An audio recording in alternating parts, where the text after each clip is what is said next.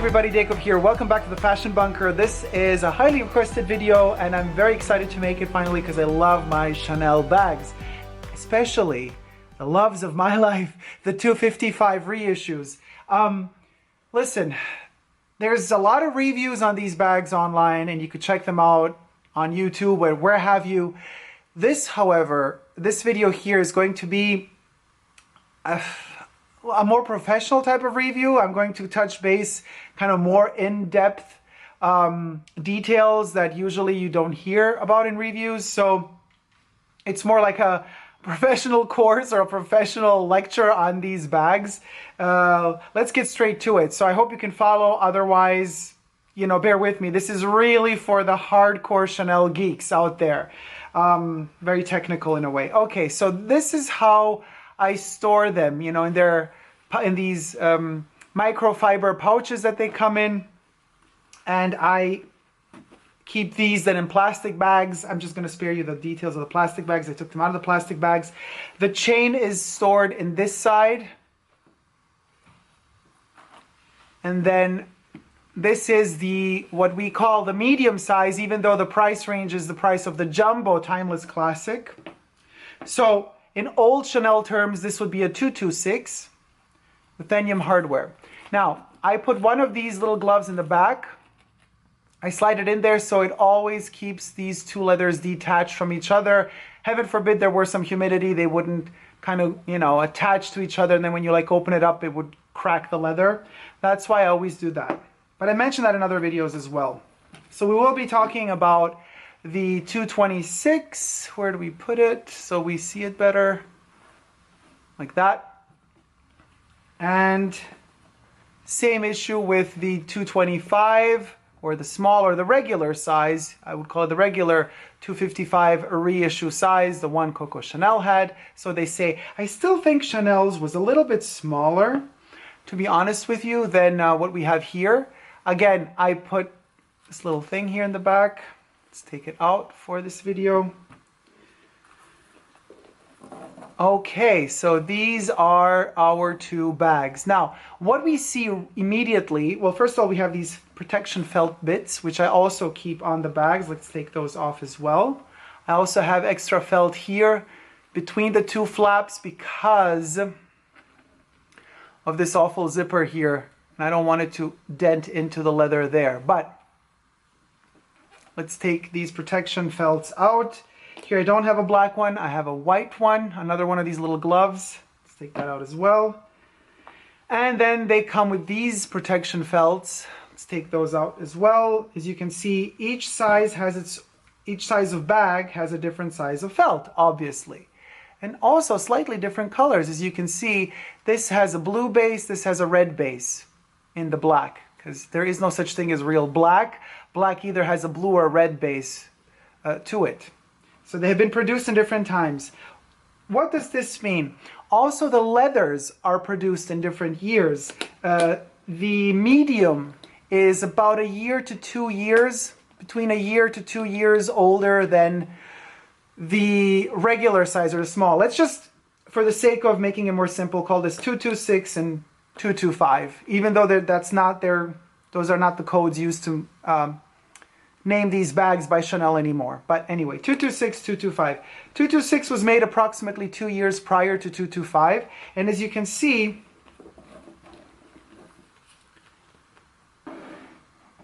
the leather is very different. By the way, we're also going to touch base on how to inspect these bags when you're purchasing them. I think this is the most important point, which I should have maybe mentioned at the beginning of this video, but we got there now. I will get into detail what are the things you have to look for or pay attention to while purchasing these bags. Now you can see, just like with perfumes, every season, every batch will have slight variations in the ingredients used. The leathers, the cowhides, the lambskin leathers. Well, in this case, for the reissue, it's calfskin leather. It's going to be a different animal. The animal lived under other circumstances, conditions. The leather will be different, obviously. Also, this type of aged look that Chanel works on from height to height, from batch to batch, is slightly different. So you will be getting bags in some cases, like this bag here, which is from, what was it, produced 2015 or 16. It will have, this one has a much more grainier structure, really beautiful. I'm loving this very, very aged look throughout. And then around 2017, this bag is much more glossy, kind of straightforward. Sorry, I had to cough here. But don't be fooled by this. Don't think, oh, because it's a flatter leather, it doesn't really look as aged or as vintage. It's just that it's a bit tighter, actually stretched, because the second we zoom in and bend it, look at that, all that texture comes out. Basically, what this means is this one, the more you wear it and the more of the little wrinkles you're going to get in the bag. You see, when I bend it, look at that. Now, some of you might think, oh my God, he's bending the bag, don't do it. Guys, I'm not bending it, I'm not damaging it. It is completely straight. You just need to turn it a little bit. Look at that, just a little bit. And you're already going to see it will show its true colors hiding underneath, which is kind of this gorgeous aged texture to the leather. It's so beautiful because, you know, these bags are meant to live. So when you wear them, you have to let them breathe, change, evolve with time, and they're going to look more beautiful as time changes. You see, just to hold it, you have to press it because of the weight of the bag. And when you press it, you get all that texture, all those veins kind of coming through in the bag. It's just so beautiful. So this one does look a little bit more glossy, less treated perhaps, but it will change with time. I'm not saying it will become like the 226 in this case. I'm not saying every 226 has this texture and every 225 has that texture. That's also not the case. It's just that this happens to be the batch. That year, from this bit of leather, the 226s, 227s, 228s, and 225s produced all had the same patterns. I mean, not the same patterns, but the same kind of grain of leather. It's just another year, another batch. So you will be throughout the years experiencing a lot of different shifts and changes, which leads me to the point of saying you have to wait for the grain or for the texture or for the vintage look that you like before purchasing this bag. So sometimes it takes years. You know, I really wanted to have the difference in texture. I wanted to kind of experience the different types and variations of these bags, not just in shape, but also in hardware. You could see the review of the 226 on my YouTube channel in the description box down below. There's a reason why I bought this one first with this hardware, and there's a reason why I got this one as well. The small in gold is Chanel, you know, COCO had the gold hardware, so that's important for me. What they say is her classic size, to have that classic size with the gold hardware was important to me. And this is a more functional bag because it fits more. It's a bit bigger. You have to see how it fits with your body size. It's not both bags fit everybody. In some cases they do. What is interesting to note, however, is that the chain length is the same on both of them. So if you wear them, if you put both on crossbody, they're going to have the same length. The bag will begin, the actual leather bit will begin at the same height on your hips or belly or chest, wherever area you are. Of course, one of them is going to be longer than the other, the 226 being longer than the 225. As you can see, when we put them side by side, you could also see how much length we have more here, as well as if we... Oh, it doesn't even fit in my camera now, but you can... the difference there. Now, we're getting into... So, first, let's say this. The grain of the leather or the structure of the leather, the patina of the leather, that depends on your taste. It will be different from season to season. It will be different from batch to batch. From season to season, I don't mean spring, summer 17, fall, winter 18. These are not seasonal bags. These are carryover pieces. These are called iconics, the Icon Chanel collection. And you can see how differently the leather is treated. This one has more of a red hue and this one more a blue hue. So this black has more blue in the base and this has more red in the base. Also totally fine. They also reflect light differently because one is more textured than the others. So of course they're going to reflect light in a different way as well. You see, depending on how you kind of balance them in the light, they will change. Now, they will change their color a little bit, slightly. Important to note when you're purchasing these bags. The 226 will have a cut here. A lot of you have been asking me, why do some bags have one piece of leather running through the bottom and the sides? It's one continuous piece of leather, bent here and going up there. Why does the 226 have a cut there? Well, they just use two pieces of leather. It's totally normal. That does not mean that your bag is fake. That does not mean that your bag is flawed. That's how they're made. They're cut here. It's a symmetric cut. You could see that two pieces of leather are sewn in there, and then you have the second piece of leather continuing here. Of course, you're going to look for a bag that has really very well aligned stitchings. Some of them are not very well aligned. These are partially handmade bags. Humans operate these machines. The bit of the bag made by machine is also operated by humans. So you're going to have slight differences in terms of where these kilts and these diamonds end. Like here, there's a little bit. This diamond is almost more closed than this one towards the end. That's totally normal and fine. Don't worry about it. Of course, the better the alignment of all these kind of patterns and lines is, and the better it is. That means that more time and more effort went into making this bag. That also means, I have to say, that probably one of the more trained people at Chanel made that bag. Sorry, guys.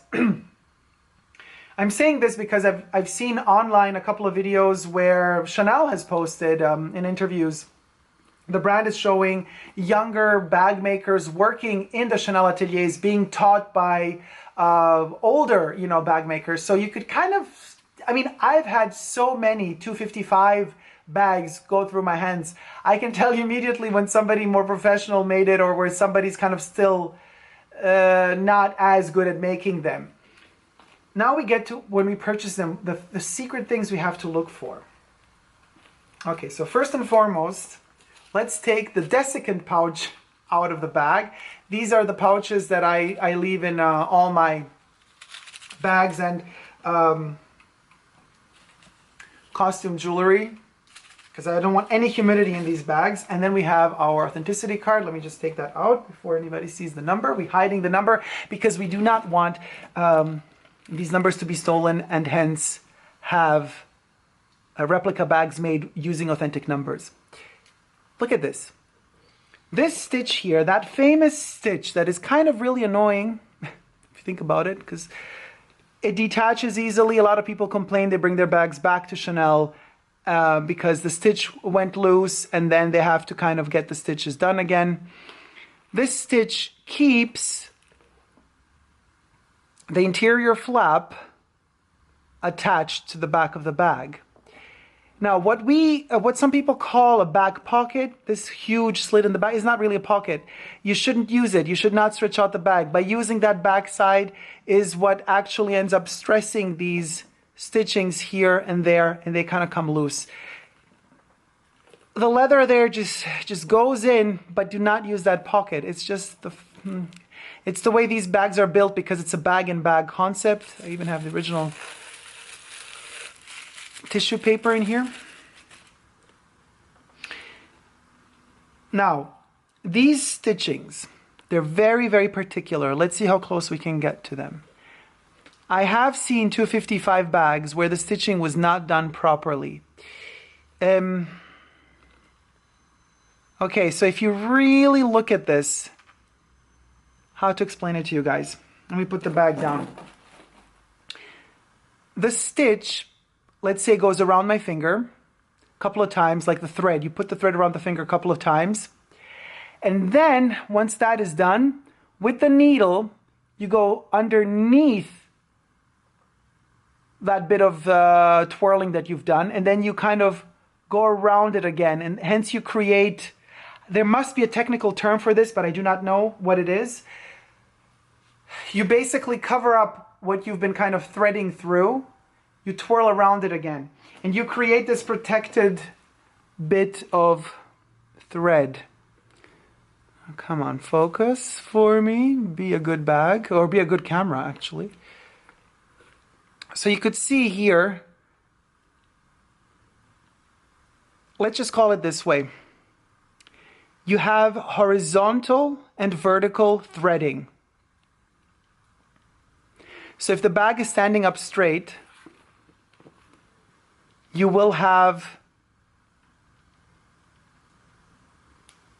the vertical stitch, and when the vertical stitch is done, you will have horizontally, that vertical stitch will be horizontally sewn in again, in itself, on both sides. Now, what does this mean? This means that there are some bags, when somebody's too quick in making them, they will skip the part that we called today the horizontal stitch. They're just going to do the vertical one, meaning they're just going to go vertically in and out, and then they're not going to do the horizontal one. Why? To save time. It's a quicker procedure. I have seen 255 bags in the Chanel boutique, not outside of the boutique, that did not have the horizontal stitch. So that's something you have to look for, you know, because you're paying a lot of money for this bag. So you want to have both of those stitches done properly. You want the horizontal and the vertical. First vertical, horizontal goes on top. Okay, second thing, for this advanced review of the 255 bag, this is a bag-in-bag concept. Chanel prides itself of saying that they developed this bag-in-bag concept of having this extra flap, so when you kind of open your bag, you don't really immediately see what's inside your bag. You're still hiding it, then you have still a chance to kind of with your hand go inside. I mean, at the end of the day, you got to open both flaps to see what you have inside your bag. And once you open both flaps, people are going to see what's in your bag. If you had just one flap, the same thing would have happened. But since we have a bag-in-bag concept and they pride themselves with this kind of complicated concoction and structure, which works, I have to say, very well for the 255 bag, because this is a lighter leather. You see, she's much more, the bag is squishier than the Timeless Classic, you know, with the double C lock. This one is lighter. Of course, the chain is super heavy, but the double bag concept or bag-in-bag concept works better, or works the best on the reissue, because it doesn't make it as heavy as a tank and less flexible, because this leather is much, much softer in the way it's produced and made than, let's say, caviar leather. But, so since it's a bag-in-bag concept, you're going to want to know something. How did they align the stitchings of the interior burgundy leather with the outer black leather? So what does that mean? Look at this stitch. It goes there. Well, stitch, it's another piece of leather. We have the side panel and the front panel, and they're sewn together. Same thing happens for the inside. Okay, how do we get in here to show you properly? That stitch, or those two panels, they end there. They're attached here. How do I get here? There. And the black one is attached there. And the burgundy. So they're almost aligned. This, I would say, is perfect. We got like a 1 to 2 millimeters they're off. That's perfect. I mean, it can get better than that. Oh, here, this one. This one is completely aligned. We got the burgundy aligned there. And then the black is aligned there. You can even barely see the connection. That's how well it's done. There are some Chanel 255 bags and also Timeless Classics where this stitch or this alignment is like there or there. It's like totally off. You can align them. I mean, not you, posthumously to the production of the bag, but the person making the bag can align them. It's a matter of spending more time, investing more time and care into making everything, you know, positioning everything where it's supposed to be.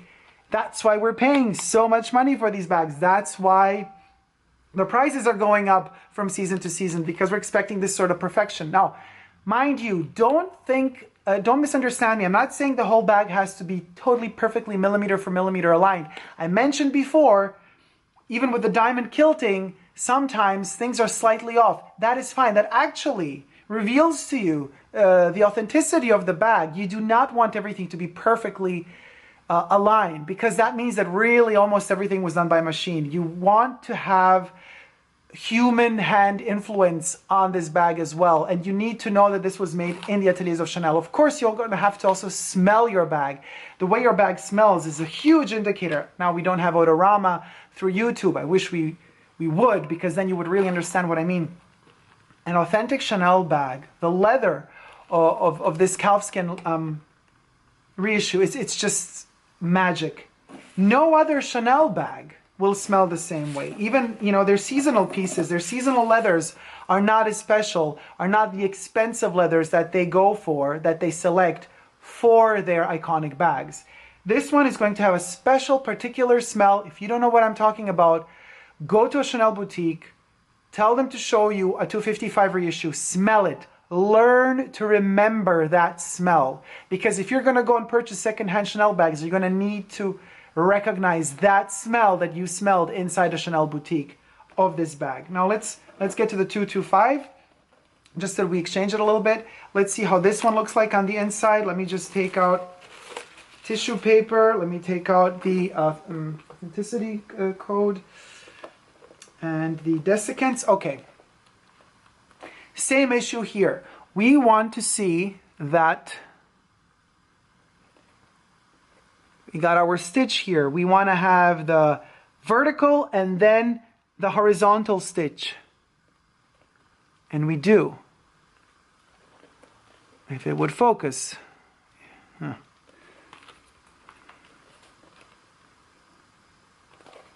Oh, geez. It's there. Let's try this side. Maybe it's easier. Yeah, there you go. So we do have both our vertical and horizontal stitch in one. I know this is kind of really difficult to explain. I would have to really do this in order to make you understand how it works. But if you can really look there, this, what appears to be coming out of there and going into their stitch, is vertical, but all around it are hundreds of tiny little horizontal stitches. That's very important. But only on this side. On this side, they can't do that. They would damage the leather, obviously. Here you only have the vertical stitch. So they vertically stitch it through. They go, they go from here to there, tick, tick, tick, stitching, stitching, stitching. Or from up, down, up, down, up, down, up, down. And then there they do the horizontal once they're done. So it's an extra step. They shouldn't miss that step. If they miss that step of doing the horizontal bit, the bag isn't worth as much as, I mean, it's still expensive, but they're tricking you. They're kind of saving time and costs. Here, are these two bits aligned? And the camera died on me, guys. Sorry about that. Now, are these two bits aligned? The burgundy leather with the black leather stitch of the two panels? Yes. This one is there, and then the black one is there. A little bit. See, dust forms also from the paper, from the tissue paper. It's the white of the tissue paper. Same on the other side. Let's check there. Perfectly aligned. You could see here that where the two panels are attached, and where the black panels, the two black panels, the side panel and the front panel are attached, and where the burgundy side panel and front panel are attached. Perfect. That's something we have to look for. Another thing we have to look for, and I know that this is maybe not a big issue for some people. For me, it is a big issue. I want to know that they have aligned this particular Chanel. See, we have the logo Chanel Paris. That the Chanel is standing up here and Paris down there. I have seen, again, in the Chanel boutique, these little bits twisted, turned, so where the Chanel is on the side and Paris on the side. These things bug me. They annoy me when they're not done in the right way. And of course, I want my reissues to be made in France and not in Italy. Now, a lot of people say it doesn't really matter. It does matter. Let me tell you why it matters. Because the Chanel factory in France, outside of Paris, that's a Chanel factory, belongs to Chanel. They only produce Chanel bags. It is a Chanel factory. In Italy, the factory that does the Chanel bags does not belong only to Chanel. The same factory will produce bags for other brands as well. They're going to have a lot of the seasonal bags that they have to produce. Everything is a bit quicker. In all of the Gabrielle bags that are made with glazing, you're not going to find a bit of glazing on these bags. On the classics, on the iconic bags, that's another thing to check out when you purchase these icons. There is no glazing. What does glazing mean? When the leather is cut, let's say here, this bit would be, for example, this flap. Classic for a lot of fake bags and a lot of simpler bags. They would just cut the leather here and then they would glaze it. They would put like this thing that looks, it's called glazing, but it looks like, you know, when you would glaze a cupcake and give it that shiny coating, or if you would put like wax on top and just to seal it off, that's called glazing. I'm looking at you, Birkin, Kelly, both of y'all, you know, both of your bags are glazed, which is horrible. It really doesn't, it makes the bags, ugh, whatever. Anyway, so the 255 reissue, as well as, well, you see, the Timeless Classic is a different issue, because the Timeless Classic will have leather going through the chain. And that leather going through the chain doesn't have any glazing, but it's just cut and then turned and then woven into the metal. Here we don't have that leather. So what I'm trying to say is, in the Timeless Classic, the leather will not be, they will not take two pieces of leather and then sew them together to create the intertwining leather strap, but they're going to use just one bit of leather. So this one doesn't have that issue. Every bit of leather here that meets another piece of leather, for example here, look what happens here. They did not glaze. They turned the under part of the leather inside, the outer part inside, and then they sew it together. So there's no open edges, nowhere on this bag. There's no glazing. That's not the case with the Gabrielle. The Gabrielle is a cheaply produced bag. It has a lot of glazing and a lot of parts, and it just does not warrant that price, not at all. It's just, I don't like it. I find it extremely vulgar. So what is also important, the so-called Mona Lisa smile, this back pocket. Very important, again, is how aligned is it, or how not aligned is it to the rest of the bag. And yes, there are cases where these pockets are slightly shifted to the side. They're still aligned with the pattern of the matelassé diamond quilting, but all in all, the distance from here to here and from there to there will be different. Not so much symmetry. I can't stand when it's like that. If the back pocket shows a distance from this stitch and this quilting here, let's say here we got, I don't know, 2 millimeter, and then on this end we get almost a centimeter, you're gonna know something's off. But a lot of the bags have that. Authentic, in the boutique, check that out. So that's something to look forward to. I don't look forward to finding those sorts of errors, but unfortunately that's the case.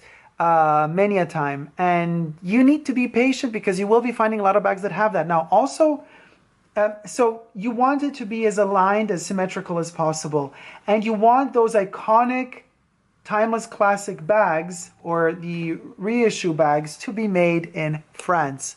So always open the bag, don't be scared to, you know, to ask the sales associate or to open it yourself, and you want to have that. Will it focus? It won't. There. The Made in France logo. Now, there's a bit of issues, and I've been talking to a lot of sales associates at Chanel with the back pockets interior. This is something very, very awkward. You will encounter several Chanel reissue bags. I've said this, I've been doing research about this throughout the years, and in several videos you will be hearing me say different things about this because throughout the years more and more information has arrived to the fashion bunker. But as of now, I can tell you that independently from the hardware, whether it be ruthenium or gold hardware, like it is the case here, we have a variation of back pocket interior leathers that varies from black, like in this case, or burgundy, like the same leather we have here. There's no logic to it. I cannot tell you why sometimes the bags in the back are burgundy and sometimes they are black. In the back pocket interior leather, I do not know. It defies all logic. I go to Chanel on a regular basis and I check them out and I look through the bags, and because sometimes if I were to find a reissue that has a certain type of grain and texture that I haven't encountered yet and that I love so much, I would definitely, buy another one. Yes, I would. I am that crazy because I love these bags so much. I love the history behind them. I don't need to go through the history of the Chanel 255. I made so many videos and reviews on them already. You could check all of those videos out. But just so you know, this is my favorite bag of all time. No other bag tops this bag for me. And yes, given the right budgets, I would be repurchasing these over and over and over again in all variations, sizes, colorways, and materials possible and imaginable. But what I want to say is there are always variations. And the logic sometimes is just not there. The fact that sometimes the back, I've been also asking my essays, like, did they run out of the burgundy leather in the back, so they do the black leather? And that's usually not the case because, the burgundy leather is the leather they always have. They always use, they always make the interior, the interiors are always in burgundy.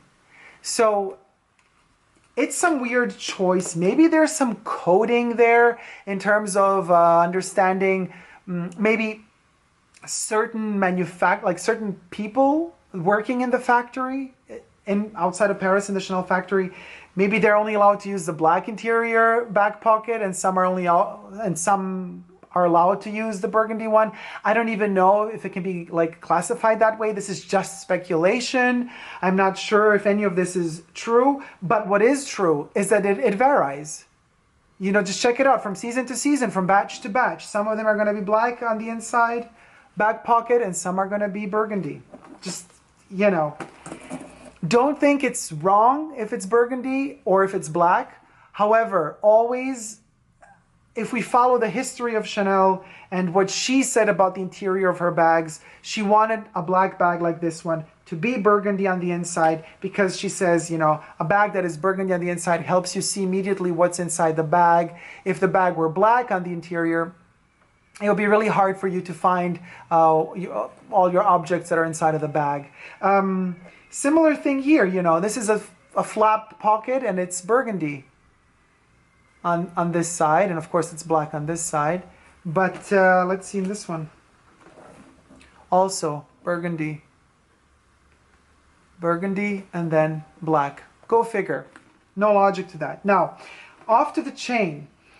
It has to have a heft. It's a very, very heavy chain and very practical chain, if you wish, because it is said that Chanel, oh my God, just lifting them like fish, I just fished them out of the ocean, created the leather chain to prevent people, getting the straps of their bags cut off on the streets of Paris while somebody's on a little tiny moped or something running through the city and just cutting off the straps of ladies' bags and then running away with them. Metal cannot be cut with just scissors. There's a pattern to these chains. Now sometimes, and they will change slightly, not in the pattern from season to season, the pattern kind of remains the same.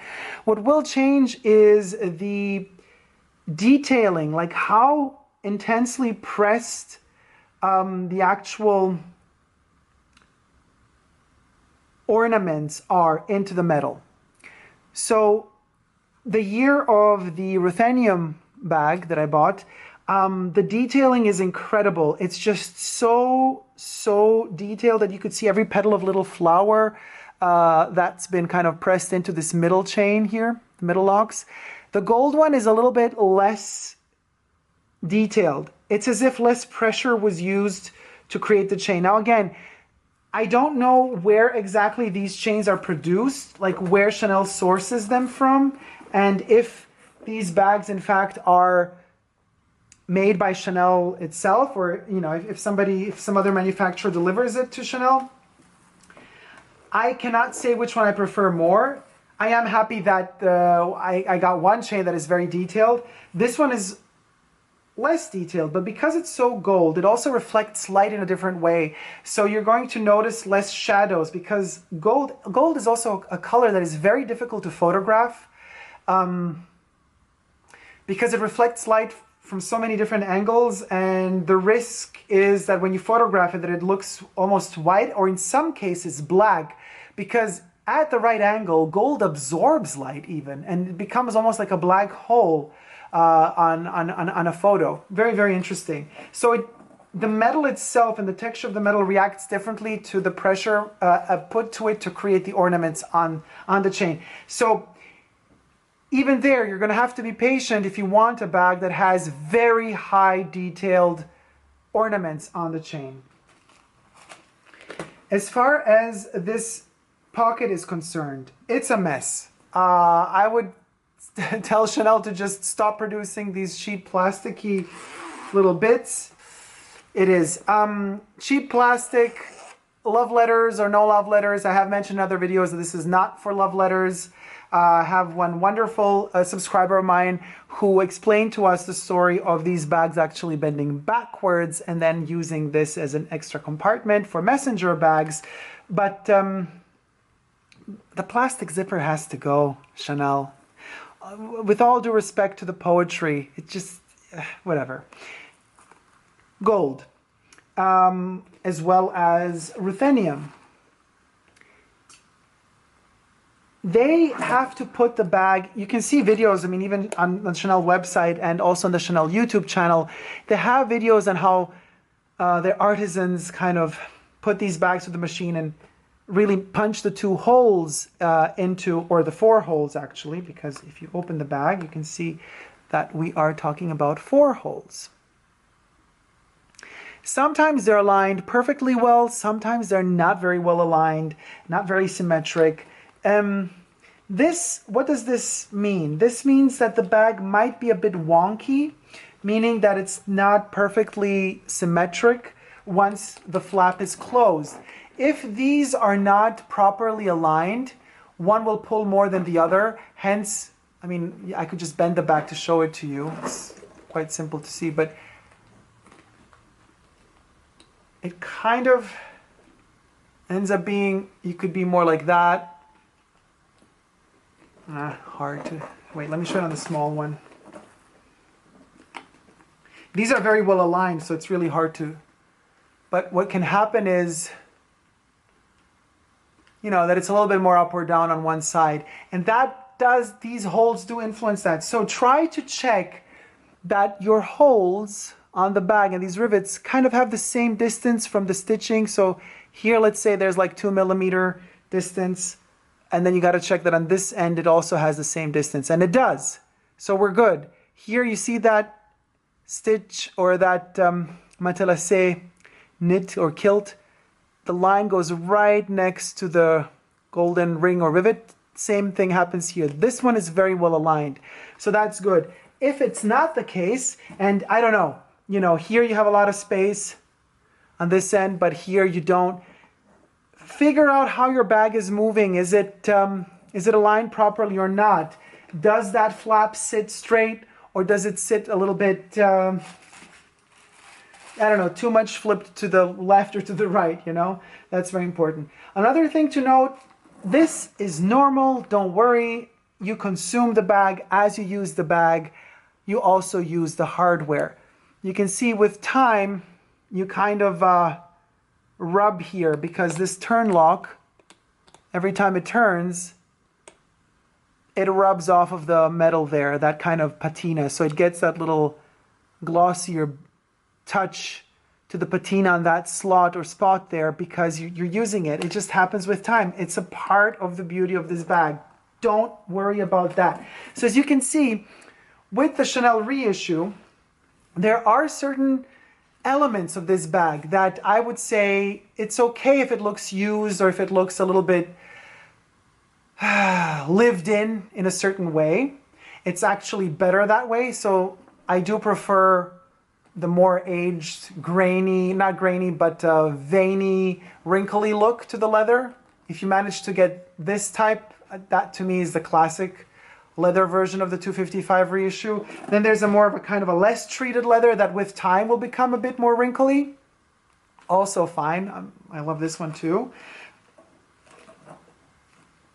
But that's, you see, the more used version, I would say, yes, go for it. The little scratches that you get there from opening and closing the closure, I say fine with that too. But then there are things where I say no to, and that is when the inside pocket is not aligned exactly well with the outer pocket, when the stitching here on the side doesn't have its, oh God, I always forget, horizontal stitch added to the vertical stitch, and the alignment of these rivets, holes, or rings, what have you. So guys, this was a more advanced review for the advanced connoisseur of Chanel 255 bags reissues. I hope you've enjoyed it. You could check out also my Patreon. I have special videos that are only available on Patreon, as well as photos only available there. Super Dacob, all spelled together on Patreon. So if you wish to pledge and become a patron to the Fashion Bunker, that would help my channel out a lot. If you wish to stick to YouTube, that's fine as well. In that case, please consider, if you haven't already, subscribing to my channel here on YouTube. I'm also on Instagram, Facebook, and Twitter, Super Dacob, all spelled together. I hope you've enjoyed this video. Don't you forget, no matter what bag is on you, don't you ever forget to never give up on love. Love you guys. See you soon. Take care. Bye.